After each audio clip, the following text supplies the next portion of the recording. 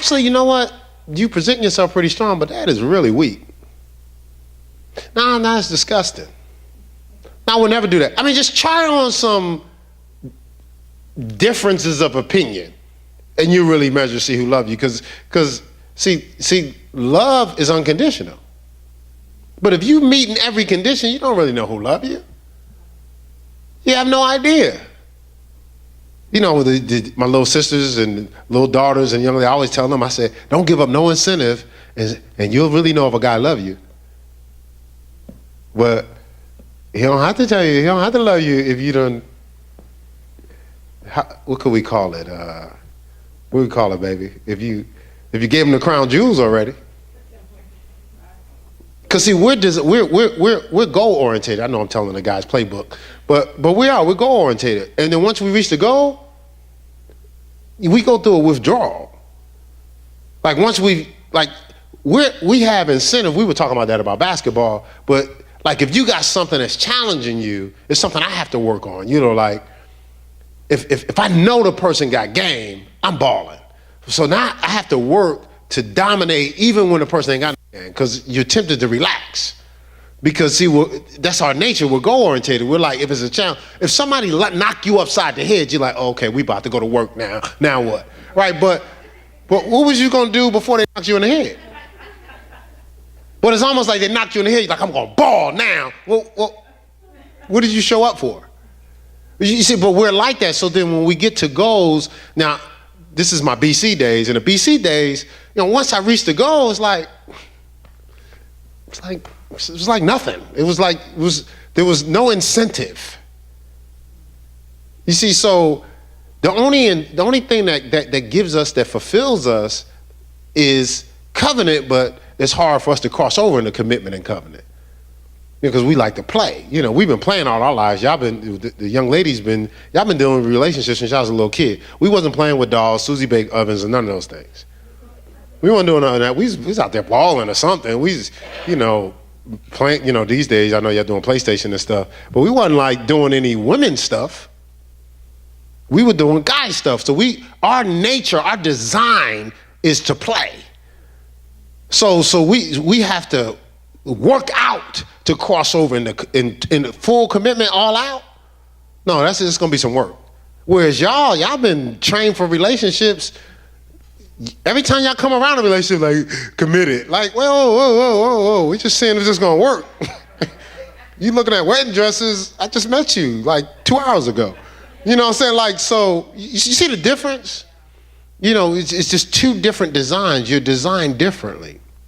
All right, so we don't want to get so caught up in being performance driven. I forgot where that note was around here. Because what happens is you'll intercept others' authentication of you. Like people aren't really getting the authentic you because you're all these bells and whistles. But you want to be sincere in every relationship and encounter. That's when you really experience the kingdom of God. Sincerity means to display the cracks. So not hide the cracks. No, this is me. See, you could be you all the time. That's the only thing you could be all the time. You ever like hung out with people and you was fronting? I know none of y'all front, but I'll just use me because all y'all authentic. But like, you know, back in the BC days, college days, fraternity days, when you sit around and, you know, I was conforming to the environment. So you say all the things, all the you know, you got pet phrases or pet curses, you know, so you saying all these things because that make you look cool. But every once in a while, I would slip out. Like I might say something positive or, you know, like caring. And then, you know, everybody would get on me, but then I switch. I was just playing, man. I was just playing, man. Man, no, I was just playing. But no, I wasn't playing. That was me. But you always slip out. But why don't you just be you all the time? Why do you live a life where you got to slip out from time to time? Why can't you be who you are all the time? Now you can gauge every relationship around you as genuine. You can't really gauge your relationships because you don't know who really loves you for you because you haven't been you. You still hiding that treasure in that earthen vessel. Gotta let that light shine bright. What's the quote from, it was Aquila and a Bee, and it was Coach Carter. And well, I know when Coach Carter kept asking the guy, what are you afraid of? What are you afraid of? What are you afraid of? And then he finally says, what I'm afraid of is not that I'm inadequate. I'm afraid that I'm powerful beyond measure. He said, me making myself small does not help anybody. He says, but when I shine my light, I unconsciously give other people permission to shine theirs.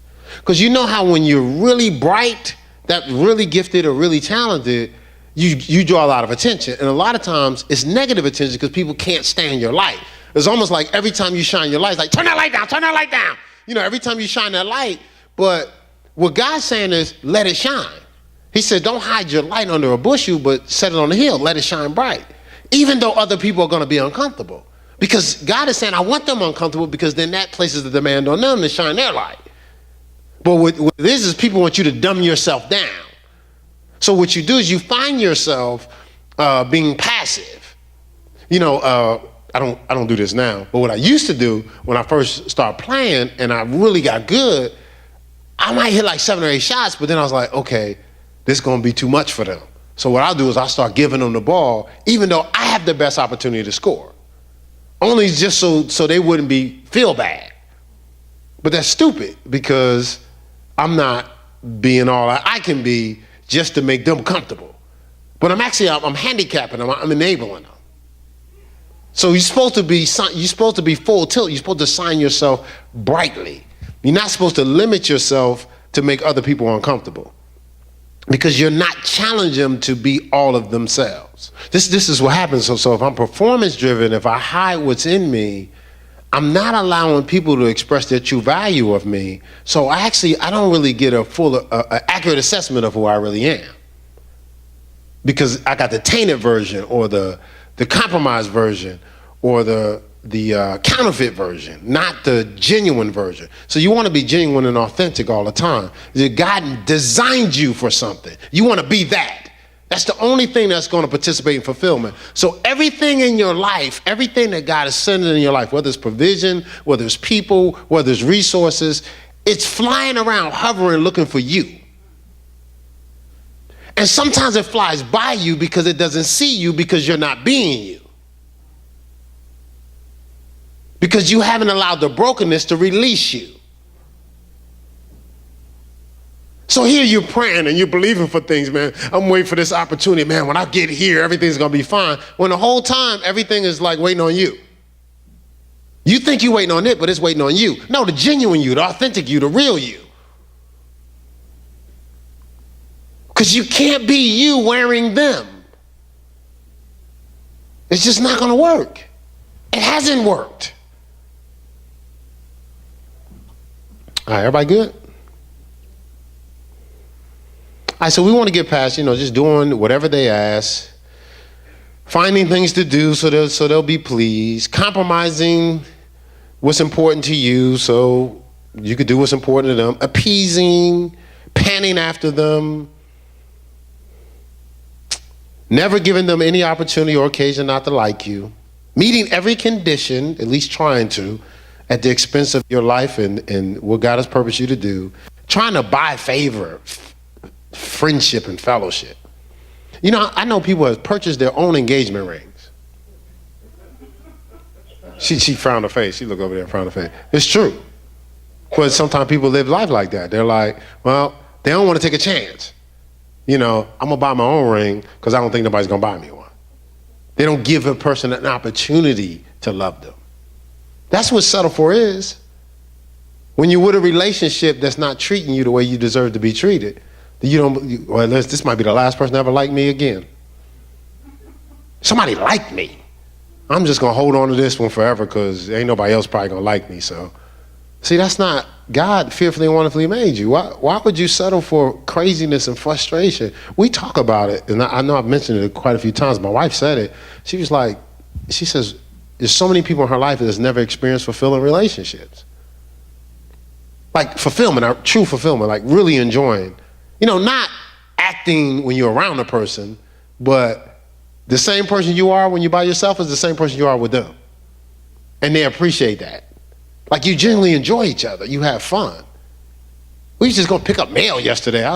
She didn't know it, but she got out the car. I was like, thank you, Lord. Because that's my best friend. I really enjoy being with her.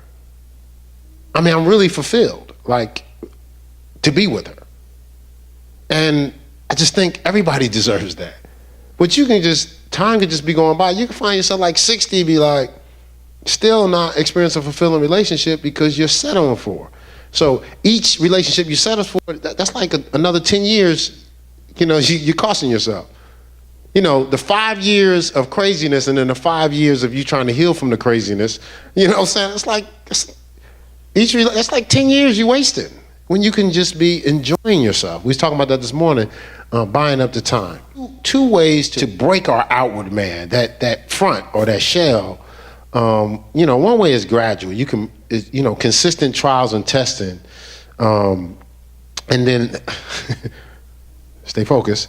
And then another way is sudden. Sometimes, for some people, they can deal with a daily breaking or a daily discipline or daily training. But some people got to be shocked into it.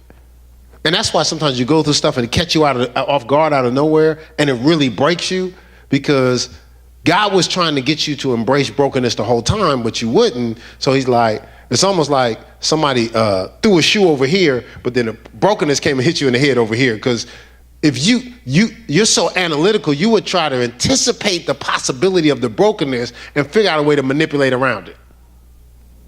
You know how you do. You kind of see where it's coming. People do that in counseling. We'll ask them a question. They'll go like 7 questions ahead and answer the question anticipating what the next 6 questions is going to be, just to get around dealing with the brokenness. Like, do you want help? Or do you want to see if you still got your manipulation tactics or your hustle? One young lady, she went to 25 different psychologists. I didn't know this until I had her in counseling. She says, normally I can manipulate around you guys. I said, is that the goal?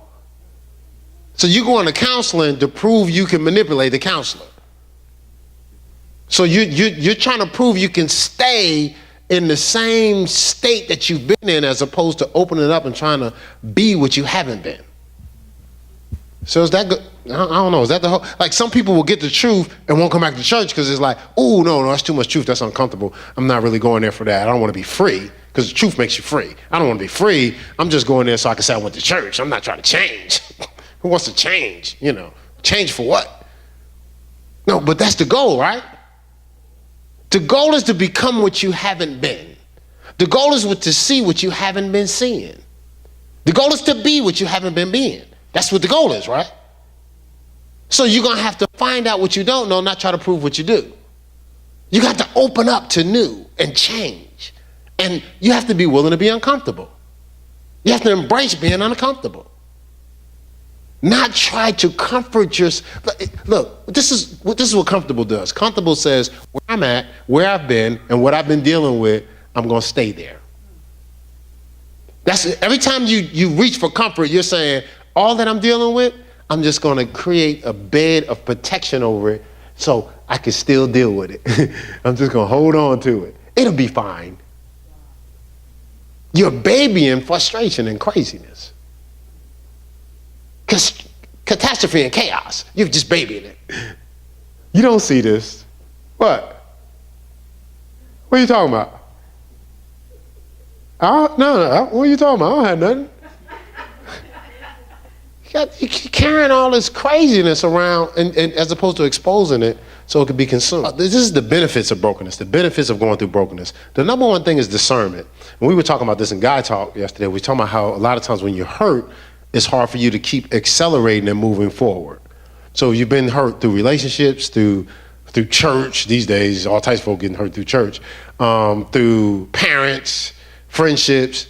What's the first thing you do is you become a tortoise or a turtle. You go into a shell because you think that you're going to protect yourself. Or, I was in college, I pledged fraternity, so I was talking to this young lady. She says, I'm not advocating fraternities, but this is just for the point.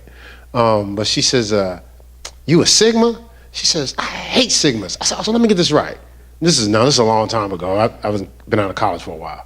I said, so you hate like 100,000 folk? You met all them people? She says, no. I said, well, how many Sigmas have you dealt with? Well, at least 4 or 5 of them. I said, you just turned 4 or 5 situations into 100,000?